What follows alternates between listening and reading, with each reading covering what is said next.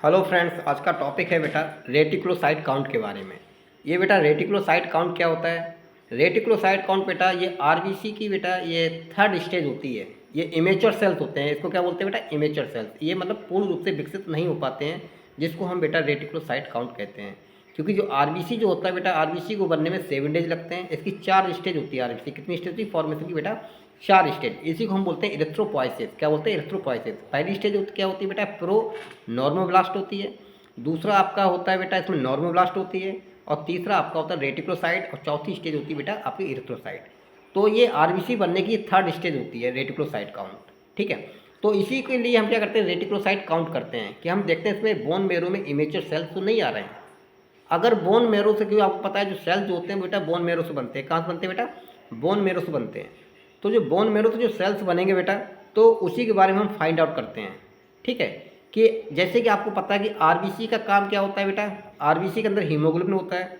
और आरबीसी क्या करता है? ये कैरी ऑफ द ऑक्सीजन। क्या करता है? ये ऑक्सीजन को कैरी करता है फ्रॉम लंग्स टू टिश्यू। ये लंग्स से लेकर टिश्यू तक क्या करता है? ऑक्सीजन को पहुंचाता है। और टिश्यू से क्या करता है? कार्बन डाइऑक्साइड निकालकर और नोज के द्वारा क्या करता है? उसको बाहर कर देता है। ये आपका किसका काम होता है? आरबीसी का काम होता है, रेड ब्लड सेल। क्योंकि इसके अंदर हीमोग्लोबिन होता है। हीमोग्लोबिन इसको कैरी करके लेके जाएगा बेटा। ठीक है, तो अगर मान चलिए वो अगर इमेच्योर सेल्स है तो वो ऑक्सीजन को नहीं ले जा पाएगा, क्योंकि वह पूर्ण रूप से विकसित नहीं है। ठीक है, तो अब क्या करते हैं? हम यही देखते हैं कि रेटिकुलोसाइट हमारे कितने ब्लड के अंदर आ रहे हैं, कितने परसेंट आ रहे हैं। तो उसी के बारे में हम चेक करके हम देखते हैं बेटा। ठीक है, समझ में आया कि रेटिकुलोसाइट क्या है? रेटिकुलोसाइट क्या है? ये बेटा third stage of the RBC. RBC की तीसरी स्टेज होती है रेटिकुलोसाइट। ठीक है, ये इमेच्योर सेल्स होता है। ये बोन मेरो से बनता है। ठीक है, इमेच्योर सेल्स बोन मेरो में आना स्टार्ट हो जाते हैं। उसी को हम बोलते हैं बेटा क्या? रेटिकुलोसाइट। अब हम क्या करेंगे? अब सबसे पहले बेटा हम इसके देखेंगे क्लिनिकल सिग्निफिकेंस। क्या देखेंगे? पहला होता है क्लिनिकल सिग्निफिकेंस। क्लिनिकल सिग्निफिकेंस क्या होता है बेटा? इसमें अगर increase activity of bone marrow, कभी कभी क्या होता है बोन मेरो बेटा इंक्रीज मतलब बहुत अधिक मात्रा में क्या करते हैं? रेटिकुलोसाइट मतलब इंक्रीज कर देता है, आरबीसी बनाना स्टार्ट कर देता है। जिसकी वजह से क्या होता है कि आपके रेटिकुलर इमेच्योर सेल्स क्या होते हैं? ब्लड के अंदर अधिक आ जाते हैं। ठीक है, और सेकंड स्टेज क्या होती है क्लिनिकल सिग्निफिकेंस में? कि जो आपके बोन मेरो है वो अपना आरबीसी बनाना मतलब फेल हो जाता है या काम करना बंद कर देता है, जिसको बोलते हैं बेटा ए प्लास्टिक एनीमिया। तो कहने का मतलब है कि हम इसमें किस में देखते हैं? रेटिकुलोसाइट हम किस लिए देखते हैं? हम एनीमिया को फाइंड आउट करने के लिए देखते हैं। दूसरा, किडनी से कोई अगर प्रॉब्लम हो उसको भी फाइंड आउट करने के लिए हम देखते हैं कि किडनी में कोई इन्फेक्शन तो नहीं है। ठीक है, तो उसके बारे में हम रेटिकुलोसाइट काउंट हम देखते हैं। ठीक है बेटा, चलिए बढ़ते हैं अपने टॉपिक पे।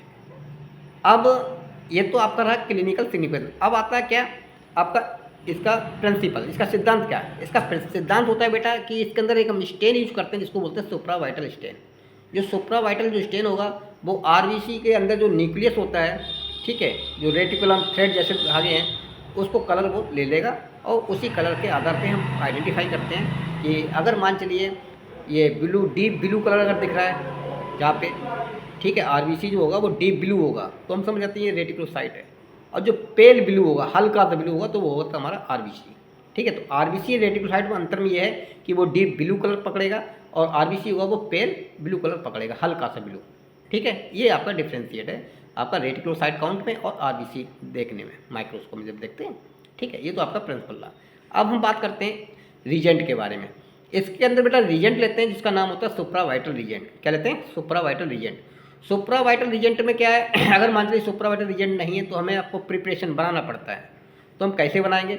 सबसे पहले हम क्या लेते हैं बेटा? ब्रिलियंट क्रिस्टल ब्लू लेते हैं 1 ग्राम। ब्रिलियंट क्रिस्टल ब्लू होता है, कितना लेते हैं? 1 ग्राम लेते हैं। और सोडियम सिट्रेट होता है बेटा, वो हम लेते हैं 4%। ठीक है, और 0.9% होता है सोडियम क्लोराइड, वो हम लेते हैं 80 ml। और इसको जब बना लेते हैं तो आपका क्या बन जाता है बेटा? ये इसको बोलते हैं सुप्रावाइटल स्टेन हम कहते हैं। ठीक है, अब स्पेसिमेन, स्पेसिमेन में क्या लेंगे? स्पेसिमेन में हम लेते हैं बेटा ईडीटी ब्लड। क्या बोलते हैं? ईडीटी ब्लड कहें या इसको होल ब्लड भी हम कहते हैं। अब इसका प्रोसीजर क्या है? कैसे हम करेंगे प्रोसीजर? सबसे पहले करेंगे एक, हाँ सॉरी मैं भूल गया था आपको, रिक्वायरमेंट। क्या क्या रिक्वायरमेंट की आवश्यकता पड़ती है? सबसे पहले आपको रिक्वायरमेंट पड़ेगी एक टेस्ट ट्यूब की रिक्वायरमेंट पड़ेगी बेटा। उसके बाद माइक्रोस्कोप की जरूरत पड़ेगी, एक स्लाइड की जरूरत पड़ेगी, और आपको EDTA ब्लड या होल ब्लड की आपको रिक्वायरमेंट आपको पड़ेगी, और नेक्स्ट आपको ऑयल इमर्शन की रिक्वायरमेंट पड़ेगी। ठीक है, चलिए अब हम बात करते हैं प्रोसीजर, प्रक्रिया कैसे करते हैं। सबसे पहले हम एक टेस्ट ट्यूब लेंगे, क्या लेंगे, एक टेस्ट ट्यूब लेंगे कांच की। उस टेस्ट ट्यूब में क्या करते हैं बेटा, हम 100 माइक्रोलीटर क्या लेते हैं, सुप्रावाइटल रिजेंट हम डाल देते हैं। ठीक है, और 100 माइक्रोलीटर क्या करेंगे हम, उसी में ही टेस्ट ट्यूब में हम डालते हैं क्या, आपका होल ब्लड या EDTA ब्लड। ठीक है, तो आपने दो चीज़ ले ली, एक टेस्ट ट्यूब के अंदर क्या लिया आपने, 100 माइक्रोलीटर क्या ले लिया आपने लिया सुप्रावाइटल स्टेन लिया, और फिर आपने सेकंड क्या डाला, आपने 100 माइक्रोलीटर आपने ब्लड डाल दिया। तो ब्लड की क्वांटिटी और सुप्रावाइटल रिजेंट की क्वांटिटी क्या होती है, दोनों की सेम 100 माइक्रोलीटर। ठीक है, क्लियर। अब आप दोनों को जो मिक्स करने के बाद क्या करते हैं, हम इसको इंक्यूबेटर में रख देते हैं। किस में रखते हैं बेटा, इंक्यूबेटर। इंक्यूबेटर का जो टेम्परेचर है वो हम 37 डिग्री रखते हैं। कितने रखते हैं, 30 डिग्री 7 पे क्या करते हैं, इसको 30 मिनट के लिए रख देते हैं। 37 डिग्री पर हम फॉर 30 मिनट के लिए रख देते हैं। आफ्टर 30 मिनट क्या करते हैं, उस रिएजेंट को हम निकालते हैं, फिर मिक्स करते हैं, क्या करते हैं, अच्छे से मिक्स करते हैं टेस्ट ट्यूब को। और मिक्स करने के बाद हम एक स्लाइड लेते हैं, उस स्लाइड में क्या करते हैं, 1 ड्रॉप हम स्लाइड डालते हैं, और स्प्रेडर की सहायता से हम क्या करते हैं, स्लाइड स्प्रेड करते थे, फैला देते हैं, बना देते हैं टंग शेप जैसा।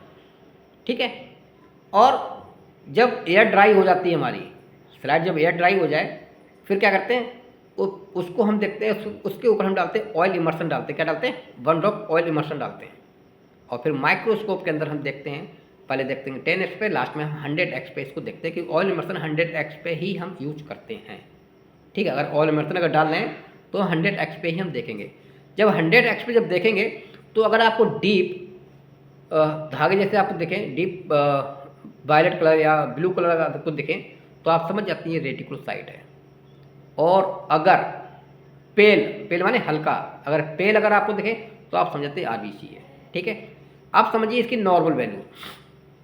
नॉर्मल वैल्यू जो बेटा जो होती है, जो अडल्ट में होती है, वो 0.5% से लेके होती है 2.5%। 0.5% से लेके 2.5% होती है अडल्ट के अंदर, और 3 to 6% होती है ये बच्चों के अंदर। ठीक है, बच्चों में अधिक परसेंटेज पाई जाती है, क्योंकि बच्चों में ब्लड 3 जगह से बनता है। कहाँ से, बोन मेरो, स्प्लीन और लीवर। और अडल्ट में ओनली 2 जगह से, ओनली कहाँ, बोन मेरो से ब्लड बनता है।